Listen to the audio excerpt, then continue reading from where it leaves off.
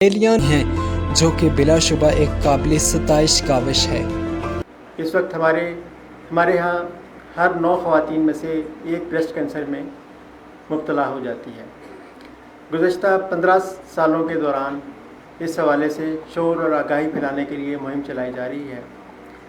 ملک بھر میں Pakistan atomic energy commission کے 19 کینسر ہاسپٹلز چھاتی کے سرطان سے آگاہی کے لیے مختلف تقریبات منعقد کرتے ہیں، جن میں breast cancer awareness walk, seminar, free breast cancer screening شامل ہیں۔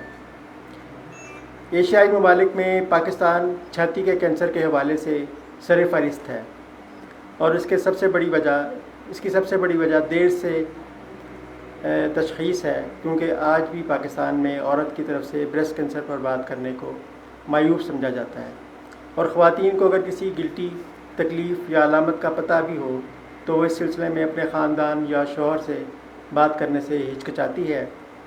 ضرورت اس امر کی ہے کہ خواتین میں اس ہچکچاہٹ کو دور کیا جائے۔ اس کو اس وقت وہ فوبیا ہوتا ہے لائف کا نہیں ہے نا، اپنی پرسنالٹی کا، کہ وہ مجھے ایسا کیسا لگے گا۔ تو اس کو یہ بات یاد دلانی کہ دونوں میں سے کیا چیز اس کی چوائس ہو سکتی ہے، اچھی زندگی اپنے بچوں کے لیے یا وہ آرگن کو ہم کمپلیٹ کر دیں گے۔ وی ہیو اے وینیو کہ آپ کے پاس پروستھیسس موجود ہیں، آپ کے پاس گارمنٹس موجود ہیں، وہ سب چیزیں موجود ہیں، سرجیکل آپشن موجود ہیں۔ یہ بٹھا کے پہلے دن ہی اس سے بات کر لینی امپورٹنٹ ہے۔ ہم توڑ کے لوگوں کو بات بتاتے ہیں، جب ان کو فوبیا ڈیولپ ہوتا ہے تو ہم بات بتاتے ہیں، نہیں ان کے سارے ایشو، تاکہ ان کو یہ بات کی بالکل مطلب ان کے بارے دماغ میں یہ بات بالکل رہے کہ یہ جو ان کو بہت آتا ہے، وہ یہ مان جائیں کہ ہم ان کے دوست ہیں، اور ہر لیول پہ زندگی کے اب ہم ان کے ساتھی ہیں، اور جو بھی ان کے مسئلے ہوں گے جب وہ آئیں گے تو ہم انہیں جینون سمجھیں گے، کیونکہ وہاں پر یہ ہوتا ہے کہ وہ یہ سمجھتے ہیں کہ یہ تو مذاق اڑائیں گے یا وہ یہ سمجھ نہیں رہے میری بات کو۔ یہ بات نہیں ہونی چاہیے، ٹھیک ہے نا۔ تو ایک تو یہ کہ ہم ٹیم بنا ایسا ورڈ ہے کہ جس کو سنتے ہی سب کو لگتا ہے کہ دس از اے ڈیتھ سینٹینس، کہ جس کو کینسر ہو گیا وہ تو بچے گا ہی نہیں۔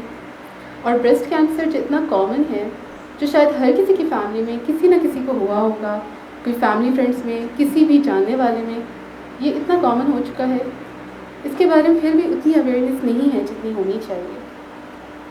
تو آج کا پرپس ہی یہی ہے کہ آپ لوگوں کو اویئرنیس دی جائے۔ تو starting from what is cancer, cancer جو ہے دس از بیسیکلی انکنٹرول گروتھ ہوتی ہے۔ نارملی سیلز جو ہوتے ہیں وہ ایک فکسڈ کنٹرول ریٹ میں گرو ہونا شروع ہوتے ہیں۔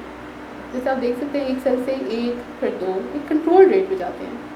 کسی بھی ریزن سے ان سیلز کے اندر کوئی ڈیمیج آئے یا کوئی بھی ریزن سے ان کی ایک ان کنٹرول گروتھ ہونا شروع ہو جاتی ہے، بغیر کسی کنٹرول کے یہ بڑھنا شروع ہو جاتے ہیں، اور یہ کسی بھی طرح سے نمایاں ہو سکتی ہے، جس کی کامنس کی سب سے زیادہ عام صورت گلٹی ہے۔ بریسٹ کینسر مینجمنٹ کو ایک جسٹ اوور لک دیں گے، اور یہ بیسکلی ٹریٹمنٹ ڈپینڈ کرتا ہے جو بھی ہے یہ اسٹیج آف ڈیزیز پہ۔ ایک پیشنٹ جب آ گیا ہمارے پاس، اس کی ہسٹوپیتھولوجی آ گئی، اب آنکولوجی سے کام ہے کہ اس کو اسٹیج آؤٹ کرنا ہے۔ پہلا مرحلہ صرف تشخیص کا ہوتا ہے، سیکنڈ مرحلے میں ہم نے اس کو اسٹیج آؤٹ کرنا ہوتا ہے کہ اس وقت کس اسٹیج کے اندر ڈیزیز ہے، اور اس اسٹیج کے بعد جو سارے مرحلے ہیں، یہ بایوپسی کا بھی ہم نے بات کی تھی کہ ہسٹوپیتھولوجی وہاں سے ہوتی ہے۔ ہسٹوپیتھولوجی ہم کچھ رسک فیکٹر دیکھتے ہیں، کوئی ایسی چیزیں دیکھتے ہیں جس سے ہم ٹریٹمنٹ ڈیسائیڈ کرتے ہیں کہ کون سی ٹریٹمنٹ ہم نے اسٹارٹ کرنی کس پیشنٹ کے لیے۔ ہسٹوپیتھولوجی کے اندر ہمارے پاس ریسپٹر اسٹیٹس ہوتے ہیں۔ ریسپٹر اسٹیٹس ڈاکٹر رضا نے جس طرح بات کی تھی کہ فیمیل کے اندر ایک ہارمون ہے ایسٹروجن، جو کہ مین ہارمون ہے جو کہ ڈیزیز کو بڑھا سکتا ہے، کیونکہ بیسکلی یہ گروتھ بڑھانے کا کام کرتا ہے۔ تو یہ اکثر کچھ ریسپٹر پہ پازیٹیو ہوتا ہے، تو ہم نے اس کو بھی ٹارگیٹ کرنا ہوتا ہے۔ کچھ کیسز ایسے ہوتے ہیں جو جینیٹکلی فیمیلس کے اندر چل رہے ہوتے ہیں، اور وہاں پہ پھر کچھ ٹیسٹ ایسے ہوتے ہیں جو جینیٹک میوٹیشن کو ڈیٹیکٹ کرتے ہیں، اور پھر اس کا ٹریٹمنٹ تھوڑا ڈفرینٹ ہے۔ لاسٹ آخر میں پیشنٹ کی اپنی کنڈیشن ہم نے دیکھنی ہوتی ہے، کیونکہ اس اسٹیج کے اندر اس کی کنڈیشن کس طرح ہے، اس کے حساب سے بھی اس کا ٹریٹمنٹ ڈیسائیڈ ہوتا ہے۔ تو یہ ہر ٹریٹمنٹ جو ہے وہ انڈیویجولائز ہے، یہ فکس نہیں ہوتا۔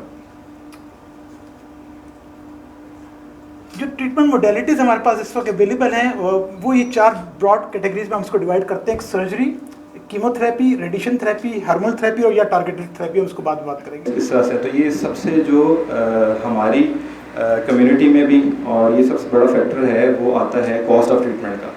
تو اب جو اسٹیج 1 ہے، اگر اسٹیج 1 پہ ہمارے پاس پیشنٹ آتا ہے تو اس کے لیے سرجری کافی ہوتی ہے، اور اسی طرح اگر وہ لوکلائز کے ساتھ آتا ہے تو ہمیں ساتھ پھر کیمو تھراپی بھی ایڈ کرنی پڑتی ہے۔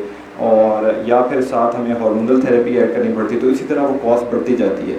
اسی طرح اگر کوئی پیشنٹ ہمارے پاس اسٹیج 4 میں آتا ہے، اب اسٹیج 4 ویسے بھی انکیوریبل ہے، اس میں پھر ٹریٹمنٹ جو ہے نا وہ کنٹینیو رہتا ہے جب تک پیشنٹ زندہ ہے، اور یا جب تک وہ پیشنٹ برداشت کر سکتا ہے ٹریٹمنٹ کو، آیا کیمو تھراپی کو یا ہارمونل تھراپی کو یا پیلیٹو سرجری ہے اس میں، یا اس میں اب ٹارگیٹ ایجنٹس آ گئے ہیں، وہ لاکھوں کی دوائیں ہیں. تو وہ کاسٹ جو ہے، جو ایک سرجری سے بیماری ٹھیک ہو جانی تھی، وہ جا کے chemotherapy hormonal therapy add کر کے وہ کاسٹ آف ٹریٹمنٹ بہت زیادہ بڑھ جاتی ہے. سو سب سے جو ٹیک ہوم میسج یہی ہے کہ اگر اسکریننگ سے ارلی ڈائگنوسس ہوگا تو پیشنٹ کا کیور ریٹس بھی 99% ہوگا، اس کی جو کاسٹ ہے، جو اس کو لاگت آئے گی اپنے علاج پہ، وہ بھی بہت کم ہوگی. اور